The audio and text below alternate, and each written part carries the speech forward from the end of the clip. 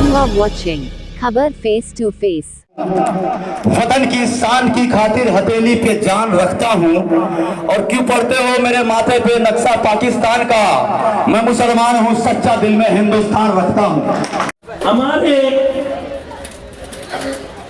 जो कॉर्पोरेशन के इलेक्शन जो लड़ते हैं, वो इलेक्शन से कबल जो है वो अपने एफिडेविट में बताते हैं उनके पास कुल पूंजी 50,000 1 लाख की है, लेकिन 5 साल के बाद उनकी पूंजी 50 करोड़ से 100 करोड़ हो जाती है। ये 50 और 100 करोड़ बिन बिन गबला करके गरीबों को तकलीफ देकर उन्हें चूस कर मनाया जाता है। ये भी गलती है, क्योंकि हम जो इलेक्शन के दौरान वोट डालने के लिए पैसा मांगते हैं, पैसा लेते हैं, कैंपेनिंग का पैसा लेते हैं, टेबल लगाने के पैसा होगा। यहाँ पर फिर भी सवाल लगेंगे। पूरे तारीख आपको गिनाऊंगा मुस्लिम लीग का। मुस्लिम लीग वली सिफत लोगों के बनाए हुए एक तंजीम है।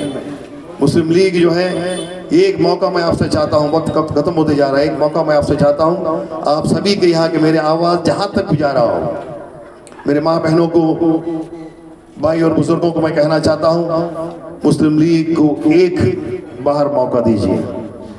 मैंने अभी कहा कि 3,206 नुमाइंदे मुस्लिम लीग में इस गए अब महीने में लोकल बॉडी इलेक्शन में चुनकर आए हैं। उन सब की ताकत 50 सालों से कंटिन्यूस जो है मुस्लिम लीग केरला में हुकूमत में कांग्रेस का साथ में है। ये भी एक बात आपको कहकर मैं खत्म करूंगा। यहाँ पर कांग्रेस हमारे खिलाफ, हमारे उम्मीदवार के खिलाफ बहुत मजबूत कैंडिडेट को डाला है। मैंने सुना है बहुत बड़ा बिल्डर है, करोड़ों अरबों रुपयों की जो है ताकत है। और यहाँ पर लोगों को चेतावनी भी दिया जा रहा है। मैंने सुना लोगों को इवन पार्टी में मदद करने के लिए जो है धमकी भी दिए जा रहा है। लेकिन हम लोग किसी फर्द से डरते नहीं हैं। हमारा यकीन अल्लाह के ऊपर है, चाहे कोई भी हो, दुनिया की कोई भी ताकत। मैंने कुछ दिन पहले यहाँ पर कहा था, दुनिया की कोई भी ताकत रिजवाना खान को इलेक्शन लड़ने से रोक नहीं सकता है। और इंशाअल्लाह अगर यहाँ के अवाम की लहर जो चलेगा वही उम्मीदवार जीतेंगे। किसी की ताकत उसको रोक नहीं सकता है। अब अवाम जाग चुका है। मैं चाहता हूँ कि आप लोग ये उंगली की शहादत से 15 तारीख को 8 नंबर वोट बटन पर कामयाबी की सीढ़ी को दबाकर रिजवान खान को इतना भारी मत से जिताओ। इतना बड़ा जो है लाफा जो बोलते, जो धमकी देते हैं, जो डराने की कोशिश करते हैं, उनका मुंह पर लाफा होना चाहिए। इसके साथ भाई अब सभी का शुक्रिया अदा करते हुए अपने अल्फाज को खत्म करता हूँ। मैं गुजारिश करता हूँ हमारे हर दिल अजीज उम्मीदवार, दिलेर उम्मीदवार जो औरत होते हुए भी किसी की धमकी से डरते नहीं है।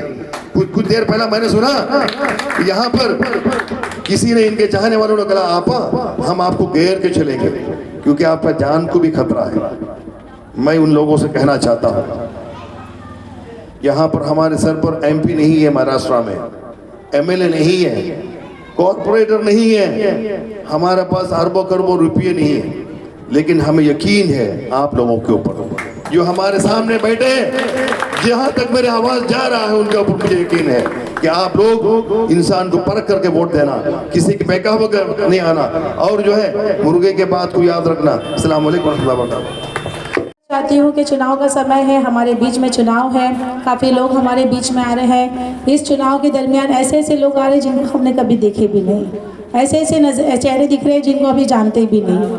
तो आप ये सोचिए, कोई बाहरी लोग भी आ जा रहे हैं हमारे बीच में, पैसे वाले लोग भी आ जा रहे हैं, सौदागर भी आ रहे हैं जो सपने दिखा रहे हैं। तो हमें सोचना है, कई पार्टियां जो थी, जो तकलीफें जब हम आवाम पे आ रही थी, ऐसे हो चुके हैं। भारतीय जनता पार्टी की एक नेता आपके बीच में आ रही है और आपको पता है चुनाव का समय है, तो वही तीर कमान भारतीय जनता पार्टी आपके बीच में वोट की अपील कर रहे हैं। जब कोई मसला आ जाता है तो जिहादी का नाम मालवनी पे लगाया जाता है। बांग्लादेशी रोहिंग्या बोलने वाले ये बीजेपी वाले आज आपके बीच में हाथ जोड़ के अपील कर रहे हैं वोट की। तो हमें ये सोचना है, क्या मालोनी के लोग बांग्लादेशी हैं?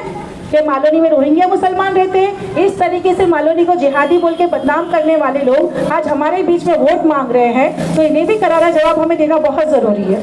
क्योंकि आपको पता है आए दिन मुसलमानों पे भी जुल्म हो रहा है, तकलीफें हो रही है। हमारी ऑफिस में जो लोग आते हैं, हमने कभी धर्म नहीं पूछा, हमने काम पूछा। हमने पूछा बताओ बहन, बताओ भाई का क्या काम है। हम यहाँ बैठे हैं तो हम आपके लिए काम करने बैठे हैं, धर्म पूछने नहीं बैठे।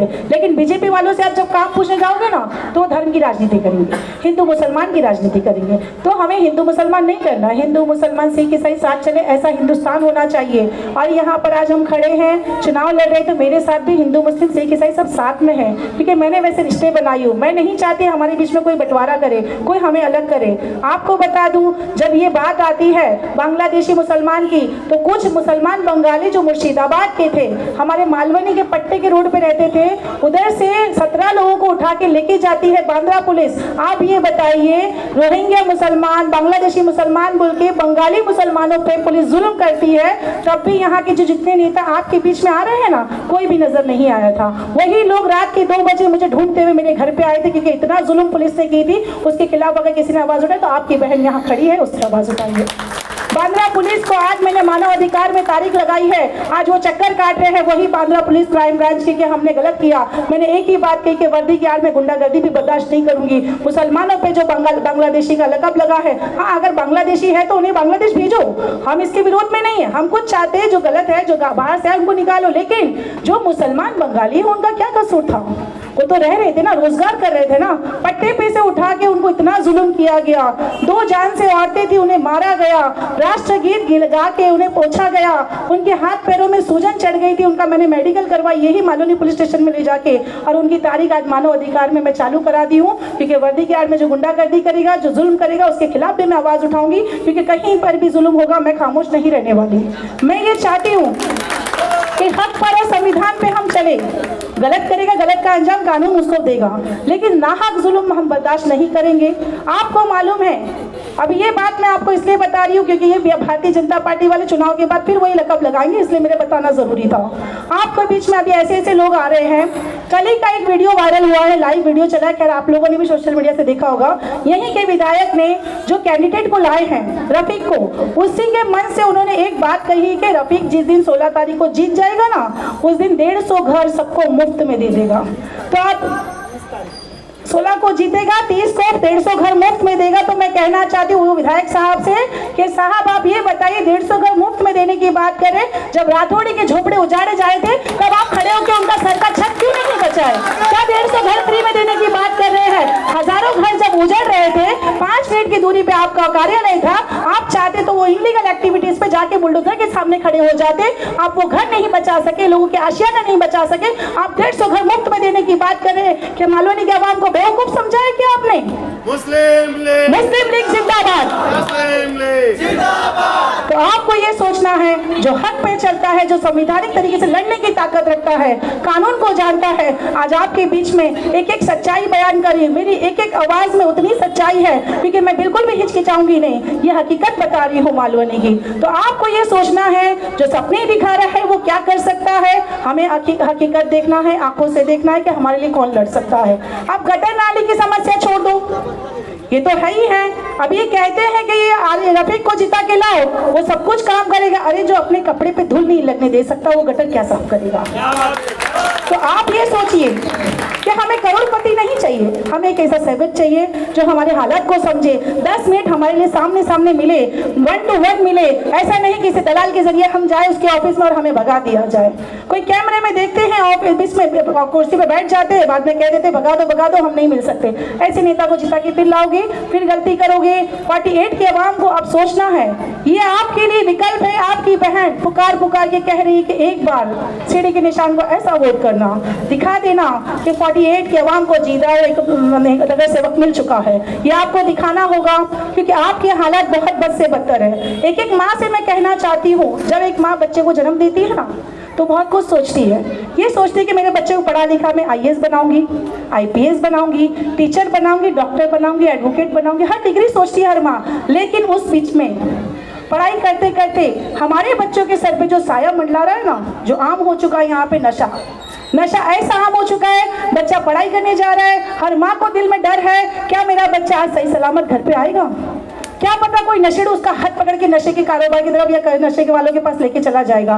तो आपको ये सोचना है कि मेरे बच्चों के सर पे जो आम हो चुका है नशा, यहाँ पर इतना आम हो चुका है कि हर 4 घर छोड़ के एक बच्चा नशा कर रहा है। तो हर माँ को अपने बच्चों की हिफाजत करनी है, तो एक सही सच्चा सेवक लाना है, क्योंकि शासन और प्रशासन अगर दोनों मिल जाएंगे ना तो नशा बेचने वालों के छक्के छुड़ाने का काम करेंगे इंशाअल्लाह।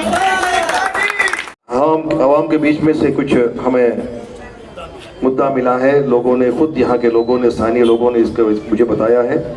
शिया समाज का कब्रिस्तान का अभी तक आमदार ने आश्वासन देकर लोगों को गुमराह किया, यहाँ के लोगों को कहना है। और शिया समाज को मैयत दफनाने के लिए 70 से 80 हज़ार रुपये खर्चा होता है।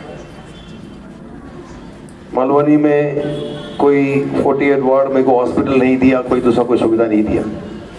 आपको मैं एक बात बताता चलता हूँ, केरला के अंदर जितने भी मेडिकल कॉलेजेस हैं गवर्नमेंट के, वहाँ पर जब किसी का बहुत मुश्किल से जो है एडमिशन मिलता है, वो बीमारी के जो है मेरिट के हिसाब से मिलता है, लोगों को ज़्यादा वहाँ रुकने नहीं मिलता। उसके लिए हर मेडिकल कॉलेज के बगल में मुस्लिम लीग ने CH सेंटर बोल के स्टार्ट किया है।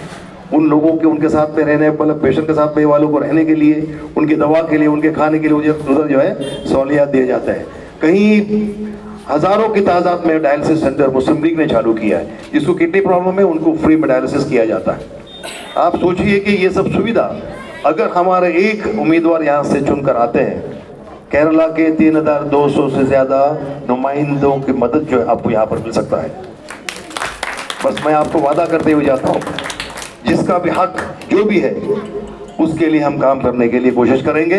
और यहाँ का जो भी है, चाहे हिंदू हो, मुसलमान हो, शिया हो, कोई भी हो, उन सब का जो है तकलीफ दूर करने की पूरे से पूरा कोशिश करेंगे, ये मेरा वादा है। आपका पदयात्रा बहुत ही जोरों शोर में चल रहा है, बहुत अच्छी कॉर्नर मीटिंग हो रही है, क्या कहेंगे, कैसी तैयारियां हैं और किस तरह से आप चुनाव लड़ेंगे? देखिए, आवाम की मोहब्बत, दुआएं, आशीर्वाद सब मिल रहा है, और यही मोहब्बत, यही दुआओं से जब वो लोग वोट देंगे उसके बाद हम काम दिखाएंगे। जितने काम मालवनी के लिए, लोगों के लिए होना चाहिए था 48 की आवाम के लिए, वो सारे काम से महरूम हैं वो लोग। सारे BMC की जो सुविधा है मेरे लोगों तक नहीं पहुंची। इंशाल्लाह मैं जीतने के बाद सब सुविधा उनको ला के देने का काम करूँगी। चुनावी मुद्दे क्या क्या रहेंगे? चुनावी मुद्दे यहाँ पर लोकल इशू इतने हैं कि अब तक इन्होंने काम ही नहीं किया। अब देखा जाए तो गटर नाली दुरुस्त नहीं है, पूरी की पूरी भरी पड़ी, सालों से साफ़ नहीं हुई है। बाथरूम होने के बावजूद दूसरे प्लॉट में जाना पड़ता है। नारियल नेता ने नारियल फोड़ा है, लेकिन वो टॉयलेट्स पे ताले लगे हुए हैं, बड़े बड़े फंड पास हुए, लोगों ने जेब गर्म किए। उसके अलावा खेलने के लिए गार्डन नहीं है, बच्चों के लिए पूरा नशे का अड्डा बन चुका है। और इतने सारे काम हैं, जो पानी भी नहीं आता महिलाओं को, महिलाएँ जाग के बीमार हो रही है। साथ में एजुकेशन के लिए स्कूल की इमारतें तो खड़ी है, लेकिन प्रॉपर सुविधा एजुकेशन पर भी नहीं है। तो सारी मूलभूत जो सुविधा होना चाहिए इनको नहीं मिली। इंशाल्लाह आने वाले टाइम पे मुस्लिम लीग का कैंडिडेट अगर BMC में हम जाते हैं तो इनकी सारी सुविधा हम ला के देने का काम करेंगे।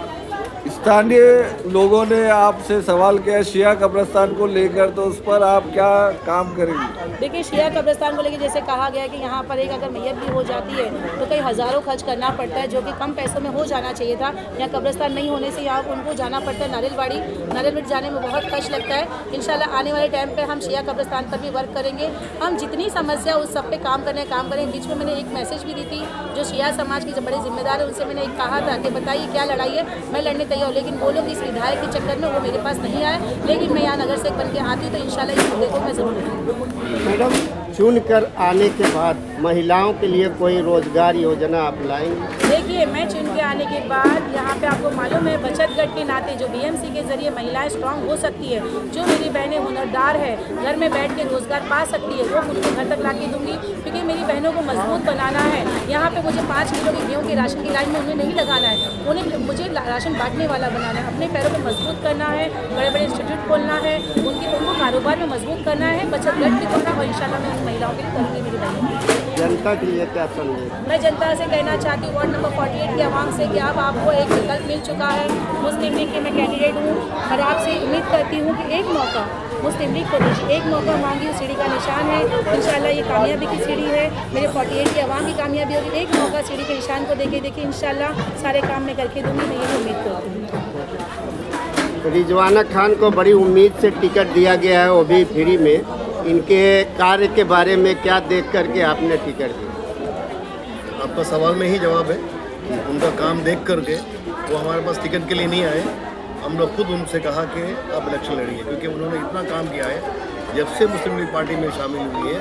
हर रोज़ जो है नए नए मुद्दों को लेकर उन्होंने ज़मीनी तौर पर काम किया है, और उनका ईमानदारी और हौसला देखकर, हिम्मत और जो है बहादुरी देकर के हमने उनको टिकट दिया है।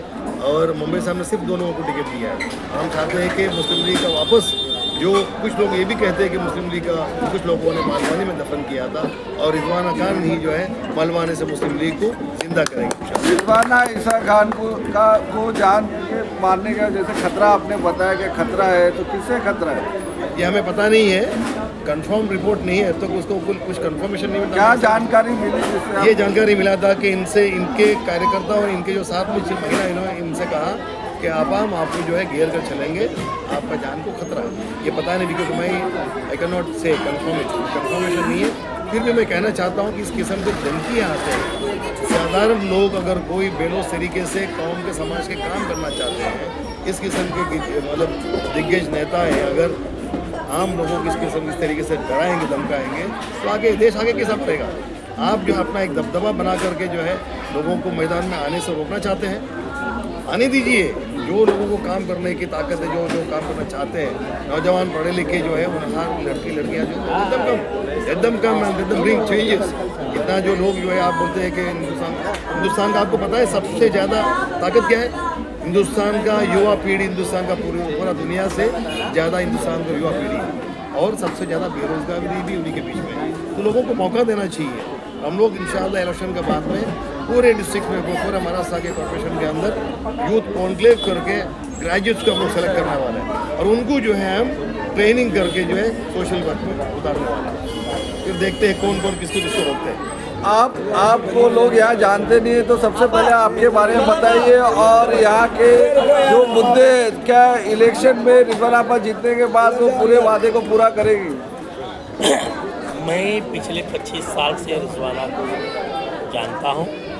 रिजवाना मेरे साथ काम कर चुकी है। मैं मुंबई के एक सोशल एक्टिविस्ट हूँ। मैं मुंबई के हर मसले पर मैं काम किया हूँ, लोग मुझे जानते हैं। मैं पिछले 25 साल से रिजवाना से वाकिफ़ हूँ। हमने मिलकर ही उनको टिकट दिया। उनका जो काम करने का तरीका है, जिस तरह के वो सबको लेकर चलती है, हिंदू मुस्लिम फ़िरका परस्ती से बहुत दूर है। एक जज्बा है उसमें कि मुझे गरीबों के लिए कुछ करना, एक जज्बा है कि मेरे इलाके को बदलना है, एक जज्बा है कि हिंदुस्तान के मुस्तकबिल नौजवानों को रोज़गार मिलना चाहिए। उसे ये लोग जो बच्चे नशाखोरी में, उनके हाथ के अंदर, एक हाथ के अंदर हिंदुस्तान का दस्तूर, दूसरे हाथ के अंदर कलम होना चाहिए, उसके लिए वो कोशिश कर रही है। मैं जानता हूँ उसको पिछले 25 साल से बहुत अच्छा काम कर रही है, और वो उसके पास एक ही मकसद है कि मैं इस मालवानी का नक्शे को बदल दूँ, या इंसान को रहने के लायक बना दूँ। ये जो इंफ्रास्ट्रक्चर दूसरी जगह है, वो इंफ्रास्ट्रक्चर मैं यहाँ लाऊँ। वोटरों के लिए क्या संदेश देंगे 48 के? इसके लिए 48 वार्ड के वोटर्स जो तमाम 48 के वोटर से गुजारिश करता हूँ कि आपको एक ऑप्शन मिला हुआ है। रिजवाना खान के से मुस्लिम लीग का नुमाइंदगी कर रही है। इस हल्के से बहुत कैपेबल कैंडिडेट है, उसके कामयाब करके दीजिए। उसके बाद इस हल्के का जो भी मसाइल है उसके हल करने में वो आपकी मदद करेगी। हम उसके साथ हैं, वो हमारी निगरानी में रहेगी। जो कुछ काम रहेगा उससे पूरे के पूरे उससे काम कराएंगे। और हमारे पास 5 MP है। हम कोशिश करेंगे कि कुछ MPs के फंड भी ला के यहाँ इस्तेमाल करें। और केरला का एक मॉडल, जो केरला का मॉडल है, एक पंचायत में किस तरह तरक्की होती है, एक गांव का किस तरह तरक्की होता है, एक अर्बन सिटी का किस तरह तरक्की होता है, वो केरला मॉडल को हम यहाँ एग्जीक्यूट करना चाहते हैं। धन्यवाद। थैंक यू, धन्यवाद।